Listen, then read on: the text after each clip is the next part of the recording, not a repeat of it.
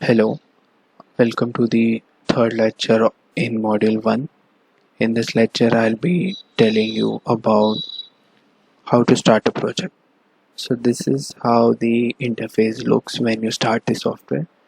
The left hand side has two sections, the model section and the family section. Model section, models is refers to the structures which you draw, and the family means the different components which helps to make a model like chairs, windows, doors. These are all family. So you can make a family, open a family, or you can make a new model or open a pre-existing model. So we'll be starting from scratch. So we'll click on new. So this is a dialog box pops up. So we have four kind of templates here: construction template, architectural template, structural and mechanical. We'll be using architectural template and we'll be clicking on project option here because it's a template already, so we don't need to click on project template. If we select none, so then we need to start with a project template. So we'll click on project and okay. This is how new project looks like. So you need to make sure that you have two panels ready, properties panel and the project browser. If you don't have these panels, so like you need to click on view here and go to user interface and then check the project browser and properties panel here. So you'll get the option in these two bars ready. Now with starting the project, we need to first set the units. So you need to press UN. So you'll get the uh, properties of units dialog box. So first you need to make sure that all units are set. So we'll be dealing with meters. So I need to select meters here, meters option, and then you need to check it to 2 decimal place like 0.01, and if you have any other decimal, so that will be rounding up to 2 decimal, and there should be none because we don't need meter written over there.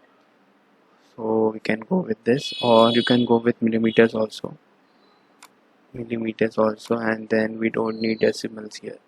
So I prefer going with meters and then 2 decimal here, then click on OK. Yeah. This is how you need to set the units to meters, then click on OK.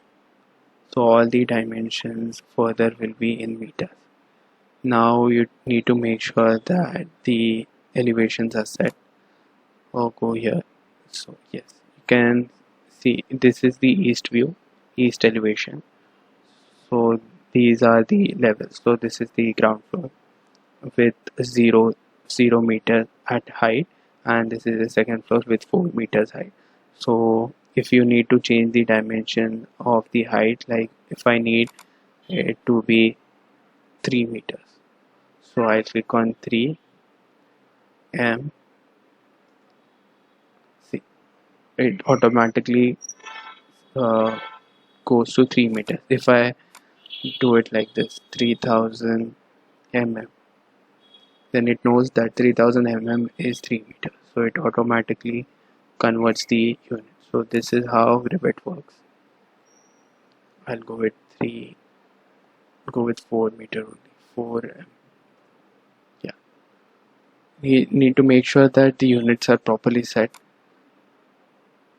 See, it's 2 decimal. Okay, this is fine. So this is, and this is the dimension. You can change the height like here also using the dimension. If I need 3.5 m, can either change it from here or here. Keep it 4. That's 4000 meters. So that's wrong. I'll click on undo. Yeah. 4 meter. Yeah, this is fine.